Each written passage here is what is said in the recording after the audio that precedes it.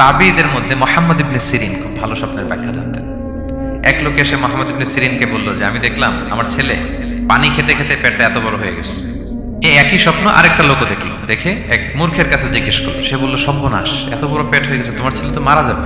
ঠিকই কয়েকদিন পরে ছেলেটা মারা গেল। আর একই স্বপ্ন দেখে এই লোক মুহাম্মদ ইবনে সিরিনকে জিজ্ঞেস করেছিল, উনি বলেছেন যে তোমার ছেলে তো অনেক বড় আলেম হবে। ঠিক তাই হয়েছে, ওই ছেলে অনেক বড় আলেম হয়েছে। তো ফাইনার রুইয়া তাকাউ আলা মা তুআব্বার, স্বপ্নের ব্যাখ্যা তেমন হয় যেমন এটার ব্যাখ্যা করা হয়। রাসূল সাল্লাল্লাহু আলাইহি ওয়াসাল্লাম একবার স্বপ্নে দেখলেন যে তিনি ওনাকে দুধ দেয়া হয়েছে, বাটিতে দুধ খাচ্ছেন, পরে আঙ্গুলের ফাঁক থেকে দুধ বেরোচ্ছে। এই সামান্য একটু দুধ রাসূল সাল্লাল্লাহু আলাইহি ওয়াসাল্লাম উমরে ফারুককে দিলেন। সাহাবারা বললেন মাযা আউয়ালতা বিহি ইয়া রাসূলুল্লাহ, এটা তাওয়িল কি? তখন বললেন আউয়ালতু বিহি আল ইলম, এটা দিয়ে আমি জ্ঞান বুঝিয়েছি, মানে উমরে ফারুকের আল্লাহ তাআলা অনেক জ্ঞান দিবে। স্বপ্নে কেউ দুধ খাচ্ছেন, এটা আপনার জ্ঞানের প্রতীক। রাসূল সাল্লাল্লাহু আলাইহি ওয়াসাল্লাম স্বপ্নে দেখলেন লোকজন দাঁড়ানো, কারো গায়ের জামা এতটুকু, কারো এতটুকু, কারো হাঁটু পর্যন্ত, আর উমরে ফারুক জামা একেবারে টেনে হিচড়ে যাচ্ছে। তো সাহাবারা বললেন মাযা আউয়ালতু বিহি ইয়া রাসূলুল্লাহ, এই স্বপ্নের তাওয়িল কি, ব্যাখ্যা কি? রাসূল সাল্লাল্লাহু আলাইহি ওয়াসাল্লাম বললেন আউয়ালতু বিহি আদ-দীন আত-তাকওয়া, এটা দ্বারা আমি দিনদারি বুঝিয়েছি, মানে উমরে ফারুকের দিনদারি অনেক বেশি। স্বপ্নে কেউ ছোট জামা দেখলে তার দিনদারি কমতেছে, এটার একটা আলামত। তো এই জন্য হুট করে স্বপ্নের কথা কাউকে শেয়ার করতে নেই।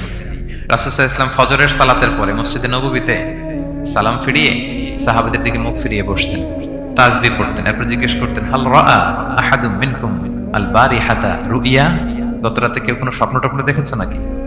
তো তখন সাহাবারা এই স্বপ্ন বলতেন, রাসূল সাল্লাল্লাহু আলাইহি ওয়াসাল্লাম ব্যাখ্যা করতেন। সুবহানাল্লাহ, কত সৌভাগ্যবান ছিলেন তারা। তাহলে স্বপ্ন বলা যাবে নাকি কাউকে? না। খুবই শুভাকাঙ্ক্ষী, আপনার একেবারে ক্লোজ ফ্রেন্ড, তাকে বলতে পারেন। আর অনেক বড় আলেম যিনি ভালো ব্যাখ্যা করতে পারবেন, আপনাকে গাইড করতে পারবেন, তাকে বলবেন। এছাড়া বলা যাবে না। আর খারাপ স্বপ্ন তো বলাই যাবে, আল্লাহ তাআলার কাছে পানা চাইতে হবে। তাহলে ঘুমিয়ে ঘুমিয়ে যেটা দেখি এটা কারোর কাছে বলা যাবে না। আর যেটা পাওয়ার আকাঙ্ক্ষা মানুষকে ঘুমাতে দেয় না, ওইটাও একটা স্বপ্ন। বলে না যে আমার জীবনের স্বপ্ন আমি এটা করব, এটাও স্বপ্ন। এই ভিশনও শেয়ার করা যাবে না কারোর সাথে। আপনারা তো ব্যবসায়ী মানুষ, টিপস শিখাই দেখেছি। বিশাল বড় একটা কিছু প্রজেক্ট নিছেন, শুরু করার আগে আপনি বলে ফেলছেন শেষ, আর এটা হবে না।